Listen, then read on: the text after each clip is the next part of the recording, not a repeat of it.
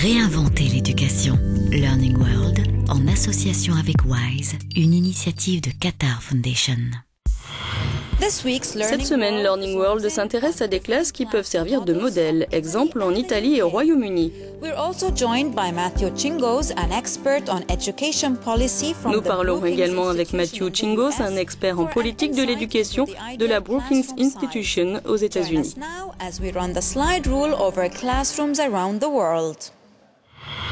Les enfants sont généralement regroupés en classes en fonction de leur âge, mais dans certaines zones, ce n'est pas toujours possible. Notre premier reportage nous entraîne dans une école en Italie, où les enfants d'âges différents partagent la même classe. Comment les élèves et les enseignants travaillent-ils? La réponse dans ce reportage. Aller à l'école pour ces enfants relève du défi. Chaque matin, ce bus parcourt la vallée de Monia pour aller récupérer les 9 élèves inscrits dans la seule classe de primaire de la ville de Viola. Tous les matins, je descends à Lisio, je prends ces 2 enfants et je les amène à Viola. Après, je vais dans la localité de Bricco et j'en prends 2 autres que j'amène aussi à l'école. Il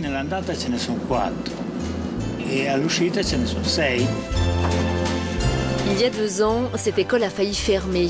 En cause, peu d'enfants et des problèmes de transport. Elle a été sauvée grâce à un accord entre les parents et l'administration locale, mais surtout grâce à la bonne volonté de l'officier de police qui s'est improvisé chauffeur. Voici l'école primaire de Viola, 5 classes en une et 2 enseignants en alternance. Un choix contraint et forcé et un défi quotidien à la fois pour les élèves et les enseignants.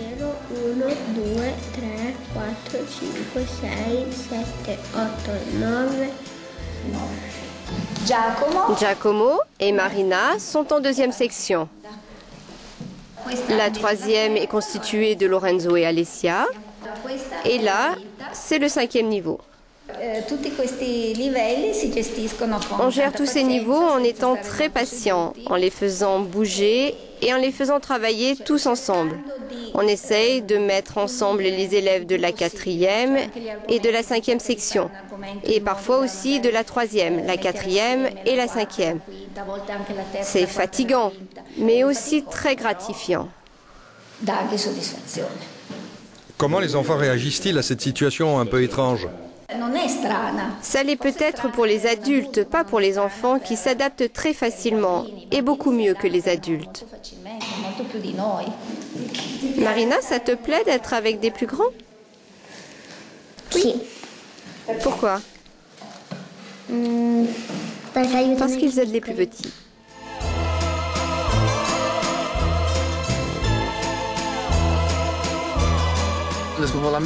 Le dépeuplement a commencé quand les gens sont allés travailler dans les usines et ont abandonné les campagnes. La réalité des écoles de montagne, c'est qu'il y a peu d'enfants, mais on fait en sorte de maintenir les classes multiples pour que les parents puissent envoyer leurs enfants à l'école à l'endroit où ils vivent. Car on a toujours besoin d'inciter les familles à rester enracinées dans leur territoire.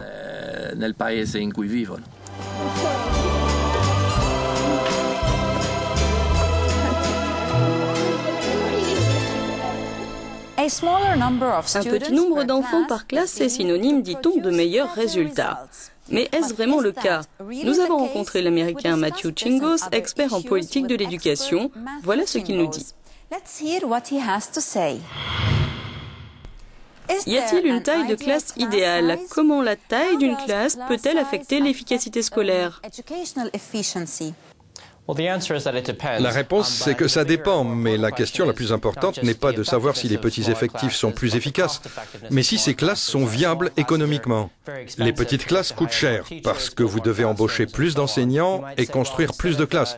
Au lieu de dépenser de l'argent pour embaucher plus d'enseignants pour avoir une classe avec un petit effectif, ce serait mieux de payer plus les enseignants pour améliorer la qualité de l'enseignement, ou d'investir dans des livres, ou d'offrir toutes ces choses qui font avancer l'école. Les classes s'organisent généralement en fonction de l'âge des enfants, de leur date de naissance. N'est-ce pas une généralisation un peu dangereuse? Dans un monde idéal, les élèves ne devraient-ils pas choisir leur classe? Au cours des 2 derniers siècles, le modèle dominant était un groupe d'enfants dans une seule classe avec un enseignant. Avec l'avènement des nouvelles technologies et des nouveaux courants éducatifs, nous devrions peut-être changer de modèle. Par exemple, avoir plus d'élèves dans une classe qui, d'un côté, pourraient avoir accès à un ordinateur personnel et suivre ainsi des cours interactifs sous la supervision d'un enseignant. Et d'un autre côté, ils pourraient avoir accès à un enseignant qui, de temps en temps et selon les nécessités de chacun, pourrait personnaliser ses cours. Vous avez absolument raison de remettre en question le modèle d'une classe avec un professeur qui enseigne à un groupe d'élèves. Dans certains cas, le nombre d'élèves doit-il être revu à la baisse ? Dans certains cas, réduire la taille des classes peut être utile. Si nous voulons une classe unique, nous pouvons créer des groupes de travail plus petits, mais cela reviendrait cher. Il faut essayer de s'adapter à chaque cas. Certaines études ont montré que les élèves dont les familles n'ont pas beaucoup de revenus et qui ont des problèmes scolaires peuvent améliorer leurs résultats s'ils étudient dans une petite classe. On peut ainsi concentrer toutes nos ressources sur cette classe en aidant et en formant un enseignant qui vient d'arriver et qui a moins d'expérience. On peut l'aider à mieux gérer cette classe. D'un autre côté, si on a des professeurs plus expérimentés, alors nous pouvons le mettre face à un plus grand nombre d'élèves, en essayant de compenser cela d'une autre manière. Il y a des avantages qu'il faut bien sûr relativiser selon les circonstances. Les décisions doivent se prendre en fonction de chaque situation.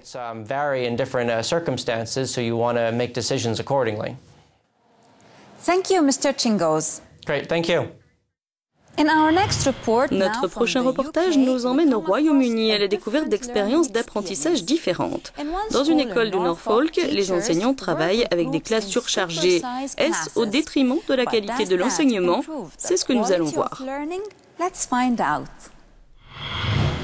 C'est un leitmotiv que l'on entend depuis des années. Un petit nombre d'élèves par classe permet une meilleure qualité d'apprentissage. Cette école primaire à Norfolk a décidé de faire littéralement tomber les murs qui séparent les différentes classes. L'école devient un espace ouvert où les 69 élèves se retrouvent tous ensemble. Objectif, améliorer la qualité de l'apprentissage. Assis par terre, ils écoutent la même leçon. Cours collectifs et petits groupes dirigés par 2 enseignants aidés par 3 assistants, c'est le principe de cette école où élèves et enseignants apprennent mutuellement. Notre philosophie repose sur l'apprentissage mutuel des professeurs. Il s'agit d'un modèle de collaboration entre les enseignants pour qu'ils apprennent les uns des autres. Un respect mutuel, c'est aussi notre philosophie. C'est créer un espace ouvert et travailler ensemble comme une équipe. Je suppose que c'est un heureux hasard que des gens dans l'école aient été capables de mener ce projet.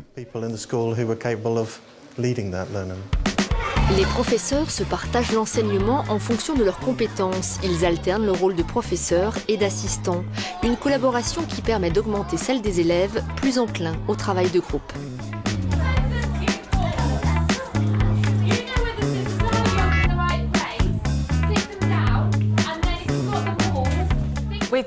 Nous essayons d'unir nos forces. Chacun enseigne la matière avec laquelle il est à l'aise. C'est pourquoi nous travaillons par groupe de 2.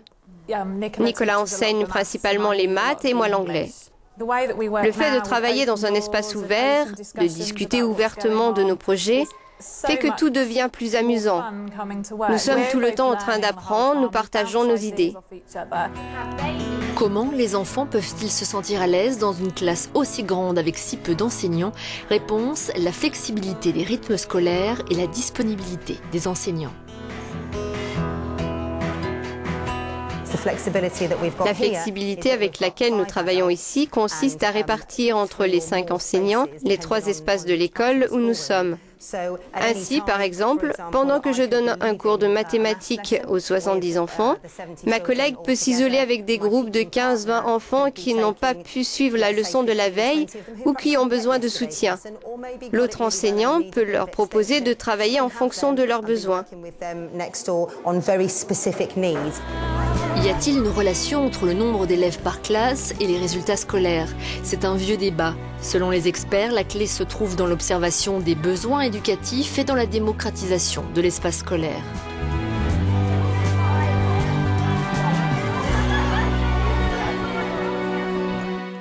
Vous pouvez à présent partager avec nous vos idées sur le modèle de classe idéal. Vous pouvez le faire via Facebook et Twitter. Et n'oubliez pas d'aller sur notre page internet dédiée au monde de l'éducation. On se retrouve la semaine prochaine.